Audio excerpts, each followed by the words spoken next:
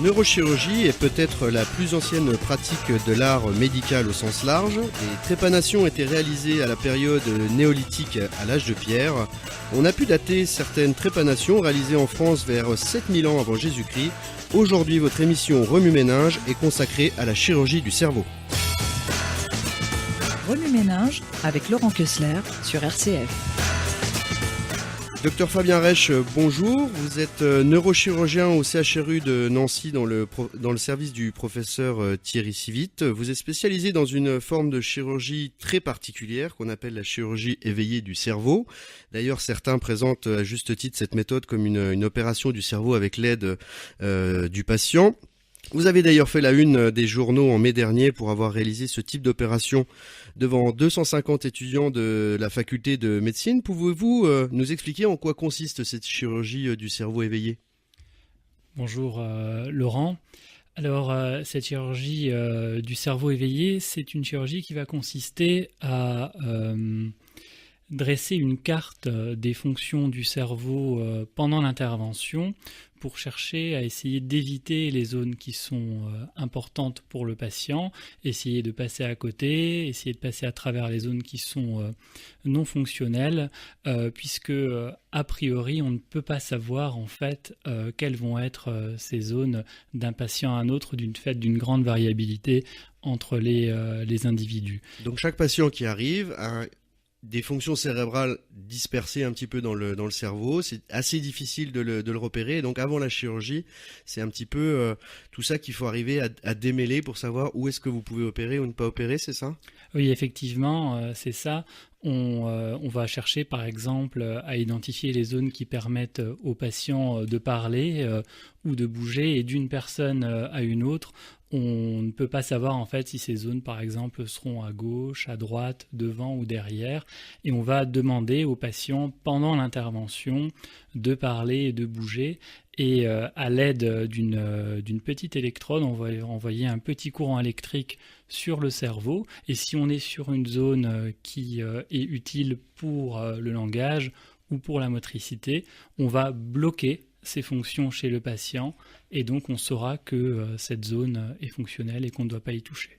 Mais en pratique, donc quand on est opéré, donc on a une anesthésie générale, et puis ensuite on est réveillé à la fin de l'intervention. Là, quand vous dites réveillé, c'est réveillé à quel moment de l'intervention ? C'est-à-dire que quand on parle de chirurgie éveillée, c'est-à-dire que on anesthésie le patient, on le réveille, on le réendort, on le réveille, on le réendort. Comment est-ce que ça se passe concrètement quand vous parlez d'éveiller ? C'est quel quel moment de l'opération où c'est éveillé ? Vous parliez de trépanation tout à l'heure, et c'est souvent ce qui va faire peur aux gens, puisqu'ils vont penser qu'on va les trépaner réveillés.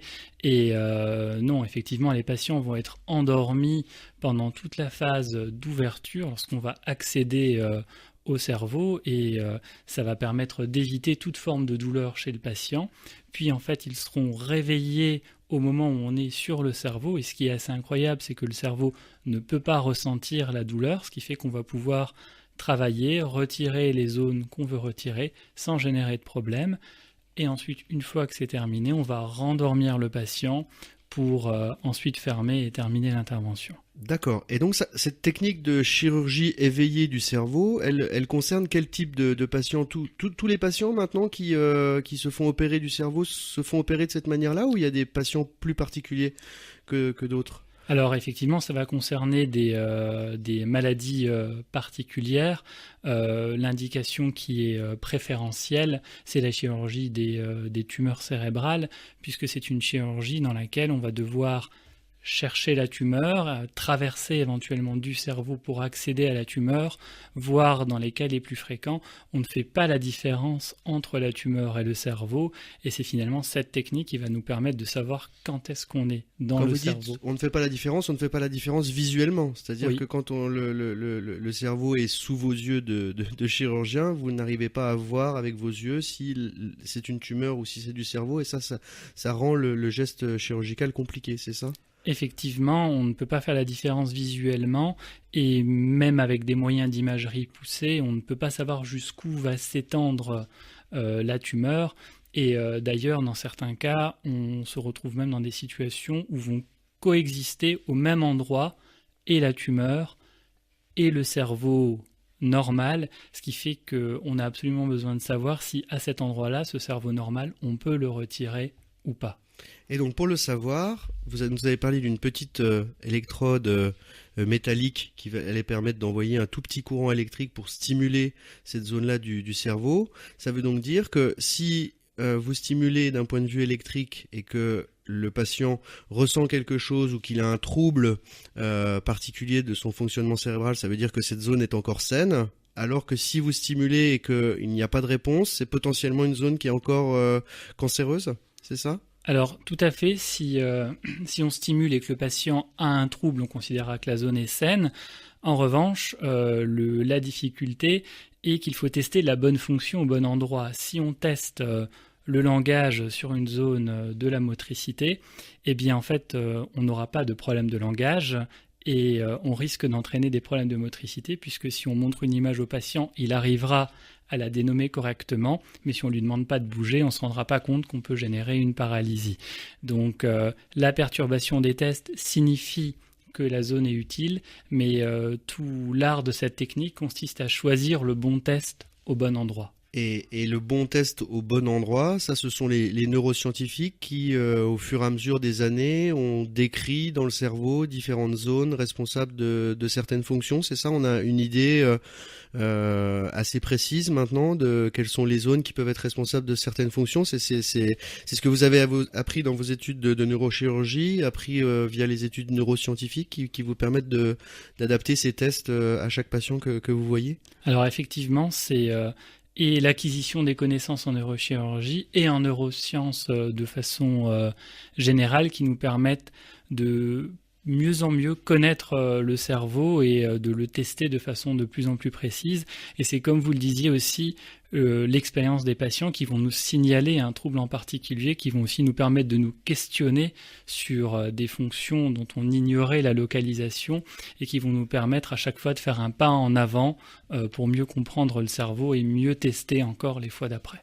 Donc, comme je le disais en introduction, comme on dit, cette chirurgie avec l'aide du patient, là, elle prend tout son sens parce que, comme vous dites, si vous stimulez et que le retour d'information que vous fait le patient, il est extrêmement précieux pour vous. Et chez un patient qui est totalement endormi, du coup, ce retour d'information, vous ne l'avez pas et du coup, ça engendre une difficulté opératoire. Effectivement, la participation du patient est fondamentale. On ne lui demande pas simplement de faire quelque chose de standard, mais vraiment on a besoin de son aide, on a besoin d'un retour de sa part, et endormi, on ne peut pas faire des chirurgies de cette qualité. Grâce à la participation du patient, grâce à l'éveil pendant l'intervention, on a pu diviser par 2 les complications chez les patients, puisqu'avant on prenait le risque de retirer des zones qui étaient importantes, tout en enlevant beaucoup plus de tumeurs qu'on en enlevait. Donc on a vraiment gagné sur les 2 plans, à la fois sur ce qu'on arrive à retirer et sur ce qu'on arrive à préserver, uniquement en réveillant le patient pendant les 2 heures d'intervention. D'accord. Alors, pour les personnes qui ont déjà subi une intervention chirurgicale, quelle qu'elle soit, dès l'instant où il y a une anesthésie générale, on sait bien que lorsqu'on va se réveiller de cette anesthésie générale, on va avoir beaucoup de difficultés dans un premier temps à retrouver des fonctions correctes. On va être un petit peu dans les nuages. Pourquoi est-ce que le patient, là, quand vous le réveillez dans sa chirurgie, il va pouvoir interagir directement avec vous ? Est-ce qu'il va falloir attendre plusieurs minutes ou plusieurs heures qu'il se réveille correctement, ou dès l'instant où vous avez ouvert la boîte crânienne, le patient il va pouvoir être coopérant tout de suite avec vous? Alors effectivement, beaucoup de monde ont connu le problème de l'anesthésie générale où il faut parfois 1 heure pour se réveiller, et on a développé des techniques d'anesthésie lors de ces chirurgies qui permettent aux patients de se réveiller très rapidement, entre 5 et 15 minutes après l'arrêt des produits d'anesthésie. Le patient va se réveiller et sera complètement opérationnel. Ce qui implique qu'on va avoir environ 1 heure de chirurgie pendant laquelle le patient va dormir, ce qui est aussi une anesthésie générale qui finalement va être très courte, et à ce moment-là on va le réveiller et il va être réveillé très rapidement et il va pouvoir tout de suite faire les tests très vite. D'accord. Mais cette chirurgie éveillée là dont on parle, c'est une technique qui est ancienne, c'est quelque chose qui est très nouveau, qui a été développé localement ici à Nancy. Qu'est-ce que vous pouvez nous dire un petit peu de l'histoire de cette chirurgie éveillée ? Alors c'est une chirurgie qui a été l'une des premières chirurgies finalement du cerveau dans les années 30, mais c'est finalement parce qu'on connaissait assez peu le cerveau qu'on savait pas bien comment procéder, et elle est rapidement tombée en désuétude puisqu'on pensait que les moyens d'imagerie qui se développaient allaient permettre de compenser comme l'IRM, tout cela, par exemple, comme c'est ça l'IRM, comme le scanner. Et certains chirurgiens ont continué à l'utiliser un petit peu pour certaines maladies particulières.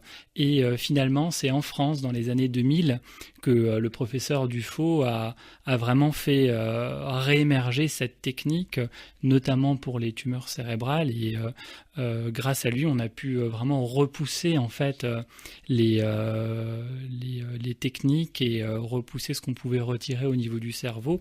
Et c'est une technique qu'on a ensuite redéveloppée à Nancy depuis maintenant environ 5 ans. Et on a pu vraiment la développer au sein de la région et au sein de la grande région pour devenir l'un des centres de référence au niveau national. D'accord, donc on peut dire d'une part un cocorico français parce que cette technique de chirurgie éveillée, elle a été grandement redéveloppée, je dirais, depuis les années 2000, et puis un petit clin d'œil aussi donc à la région du Grand Est qui développe d'une façon remarquable cette partie-là. Au niveau des risques de cette chirurgie, il y a des risques supplémentaires à une chirurgie classique, ou on peut dire que les risques ils sont les mêmes que la chirurgie soit éveillée ou non?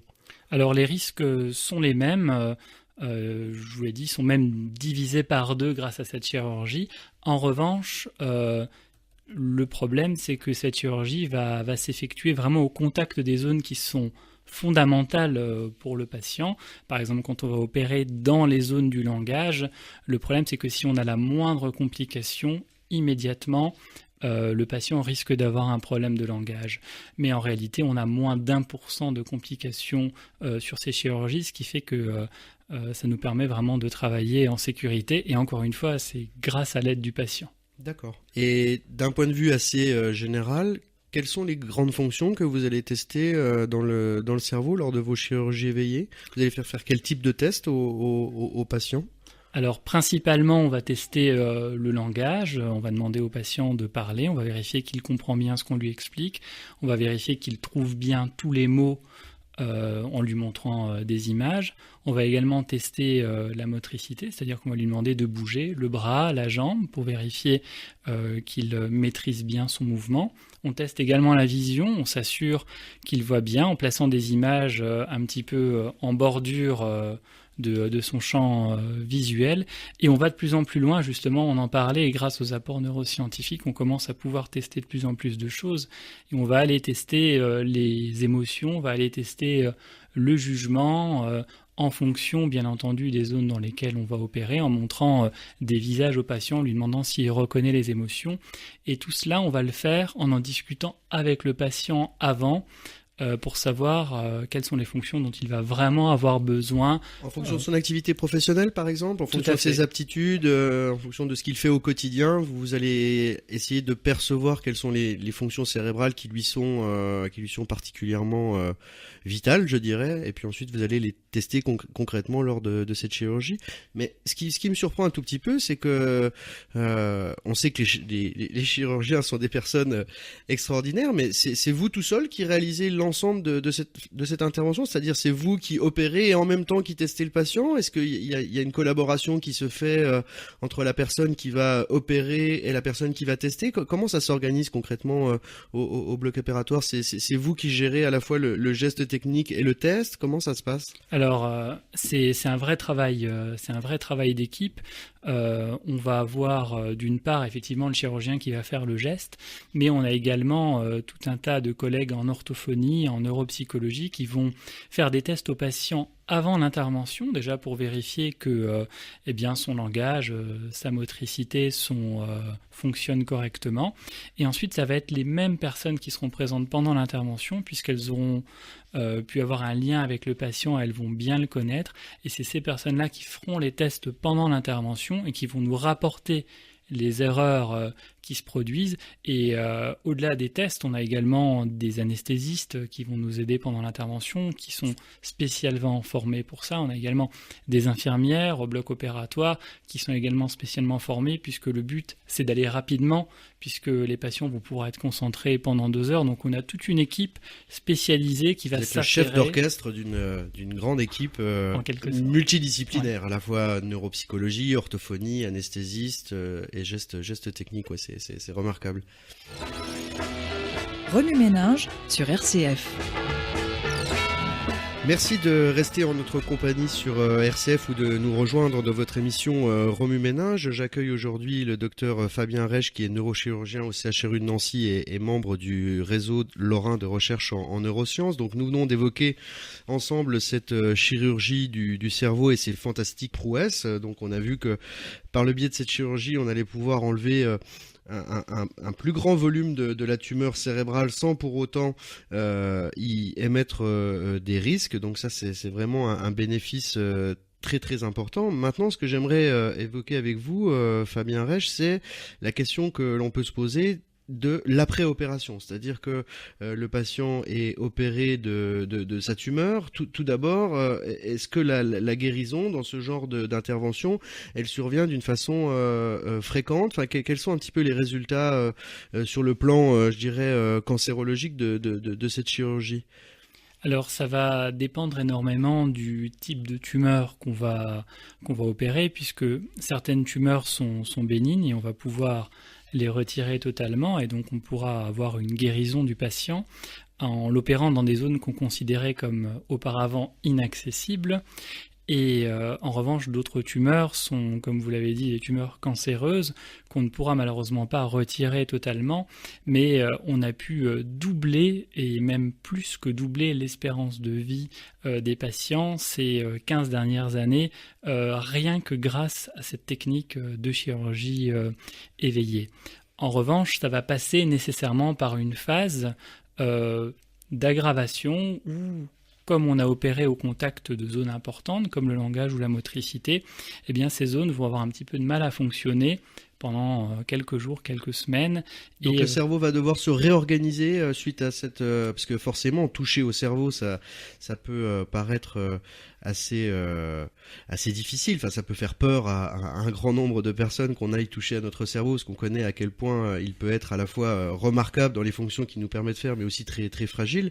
Donc après l'avoir comme ça en partie détruit, notamment sur la partie malade, parce que tout ce qui reste des zones fonctionnelles, vous n'y touchez pas. Combien de temps il va falloir à ce cerveau pour se réorganiser, enfin se remettre en fonctionnement normal? C'est quelque chose qui se fait rapidement? Alors, il faut quelques jours pour que les patients récupèrent la plus grande partie de leur capacité, et en général 3 mois pour qu'ils soient complètement sur pied, et dans certains cas même qu'ils puissent reprendre le travail au bout simplement de 3 mois. D'accord. Et ces tumeurs que vous opérez, elles peuvent être assez volumineuses, ça peut être quelque chose d'assez gros. Du coup, on imagine que si la tumeur dans le cerveau est importante, on imagine que les patients qui viennent vous voir doivent être gravement handicapés. C'est le cas? Alors, non, paradoxalement, on peut avoir des tumeurs qui atteignent des tailles de 6-7 cm. C'est très très régulier. Et pourtant, les patients n'ont la plupart du temps aucun trouble. Ils parlent parfaitement bien, ils mènent une vie normale. Mais comment ça se fait? Comment on peut expliquer ça? Parce qu'on imagine bien qu'une tumeur qui se met à grossir dans le cerveau, à être présente dans le cerveau, elle devrait engendrer un dysfonctionnement. Alors ça, c'est l'une des plus grandes prouesses du cerveau. C'est ce qu'on appelle la plasticité cérébrale, c'est-à-dire que à mesure que la tumeur va se développer, le cerveau va se réorganiser, il va être capable de déplacer ses fonctions et de déplacer une fonction de l'autre côté du cerveau ou plus en arrière, ce qui fait que certaines zones qui étaient fonctionnelles ne le deviennent plus. En revanche, c'est un processus qui va prendre des années, de la même manière que quand on va apprendre à jouer d'un instrument de musique ou qu'on va apprendre une langue, ça nous prend des années pour le maîtriser, et bien ça va prendre des années au cerveau pour se réorganiser, mais c'est quelque chose de très puissant puisque sur une tumeur qui va faire 6 cm de diamètre, on pourra être capable de tout retirer et retirer parfois quasiment un quart du cerveau sans engendrer aucun trouble pour le patient. Et ça, c'est lié au fait que la tumeur, elle grossisse tout doucement, c'est ça? Et le fait que comme la tumeur grossit tout doucement, le cerveau a le temps de se réorganiser, entre guillemets, il plie bagages, il met les fonctions dans les bagages et il va se placer à un autre, il va placer ses fonctions à un autre endroit. C'est parce que la tumeur va s'installer progressivement. Si elle arrive très rapidement dans une zone, là, on imagine que le cerveau n'a pas le temps de faire les bagages et du coup, c'est de mettre les fonctions en bagage, entre guillemets, et du coup, là, ça crée du déficit, je suppose. Tout à fait, ça dépend effectivement de la vitesse d'installation de la tumeur. Et un autre point qui est important, c'est qu'on ne sait pas où le cerveau va plier bagage. Et c'est justement l'essence même de cette chirurgie éveillée, c'est que la seule façon de savoir où la fonction a plié bagage, c'est de réveiller le patient et d'aller le tester. Et donc ça, c'est l'aspect un petit peu, je dirais, exploratoire, de recherche sur la table opératoire, d'aller pour vous chercher où sont situées ces fonctions-là et comment ce cerveau est connecté. Parce que pendant très longtemps, on a cru que le cerveau avait des zones spécifiques bien dédiées dans le cerveau et on se rend bien compte que à fur et à mesure des recherches, eh bien c'est pas une seule zone qui va être responsable d'une fonction mais plusieurs, c'est-à-dire que ces zones sont connectées les unes avec les autres et donc vous concrètement sur la table opératoire, eh bien vous allez chercher à chercher ce câblage là, c'est ça?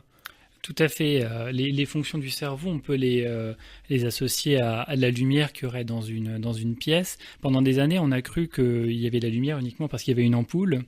Et en réalité, on a commencé à comprendre qu'il y avait la lumière aussi parce qu'il y avait un câble qui reliait l'ampoule à l'interrupteur, parce qu'il y avait un disjoncteur. Et avec cette chirurgie éveillée, on ne se contente plus seulement de chercher où sont les ampoules, mais de suivre les câbles et de gratter la tumeur le long de ces câbles pour essayer d'en enlever le plus possible. Et ça nous permet aussi de comprendre où est le câble et comment sont reliées les différentes ampoules entre elles. Et on a justement pu comprendre que c'était beaucoup plus compliqué que simplement un interrupteur et une ampoule et qu'il y avait des câbles qui partaient vraiment dans tous les sens et que certains câbles pouvaient être préservés, d'autres non, et que ça nous permettait d'opérer. Alors on entend souvent parler de la fameuse matière grise, hein. On dit toujours il faut stimuler cette matière grise ou la matière grise du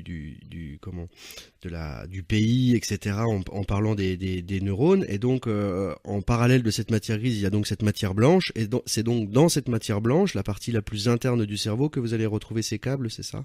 Tout à fait, c'est dans cette matière blanche et c'est une matière qui compose en fait la plus grande partie du volume du cerveau. C'est uniquement du câblage et c'est ça ce qu'on va majoritairement rechercher pendant la chirurgie. C'est ça ce qui nous a permis de comprendre énormément de choses, de comprendre que pendant des années on a attribué certains problèmes à des problèmes de matière grise, alors qu'en réalité, ils étaient dus à des problèmes de matière blanche qui étaient situés juste en dessous. Et cette réorganisation du cerveau, elle est dépendante de quel type de facteur? Elle est par exemple liée à l'âge, à la quantité de substances blanches qu'on peut avoir dans le cerveau. On est tous égaux par rapport à ces facultés de notre cerveau à plier bagage. Tout le monde est capable de plier bagage comme ça, de ses fonctions partout dans le cerveau, ou il y a des populations particulières qui peuvent le faire? Alors malheureusement, nous ne sommes pas tous égaux pour que le cerveau plie bagage. En général, les patients jeunes ont une réorganisation du cerveau qui est beaucoup plus facile. Alors, quand je dis jeunes, ce sont des patients jusqu'à 30-40 ans. Au-delà, c'est pas qu'on est vieux, mais c'est qu'on remarque que les gens vont avoir le cerveau qui s'est moins bien réorganisé, qui va moins bien se réorganiser après la chirurgie. Et bien entendu, les spécialistes de la réorganisation sont les enfants, puisque parfois on a des lésions chez les enfants qui sont absolument énormes. Et en fait, on a des enfants qui vont récupérer quasiment intégralement. Remue-ménage avec Laurent Kessler. Pour conclure cette émission, j'aimerais qu'on aborde un petit peu une question que tout le monde peut se poser. Est-ce qu'on peut opérer toutes les zones du cerveau? Parce que cette tumeur ou ces tumeurs, elles peuvent s'installer, je dirais, un petit peu n'importe où dans le cerveau. Est-ce que toutes les zones sont accessibles d'un point de vue technique et chirurgical, ou il y a certaines zones où vous n'irez jamais opérer, et à ce moment-là, pour le patient, ça veut dire que malheureusement, il faudra qu'il vive avec sa tumeur? Tout est opérable? Alors, la réponse c'est oui et non. Alors non, parce que Effectivement, à l'heure actuelle, tout n'est pas opérable. Quand la tumeur est justement dans ces câbles, on ne peut pas toujours y aller. Si on coupe le câble qui relie une ampoule à un interrupteur, on n'aura plus de lumière. Donc si on coupe la substance blanche, on a beau garder le cortex, la matière grise normale, on n'aura plus de fonction. En revanche, on repousse sans cesse les limites de ce qu'on peut retirer parce qu'on comprend de mieux en mieux la réorganisation et ce qu'on a considéré comme étant non retirable pendant des années, parfois même pendant une centaine d'années, on se rend compte qu'on peut le retirer et on espère aussi qu'avec les développements de demain, on puisse peut-être aussi compenser ces coupures de câbles, c'est-à-dire anticiper sur ce qu'on va faire, décider de couper le câble, d'engendrer des problèmes et peut-être de réussir par des moyens divers avec la rééducation ou avec l'informatique à réussir à détourner et à compenser les fonctions. Très bien. Merci beaucoup Fabien Reich pour toutes ces explications. Merci. Merci Laurent.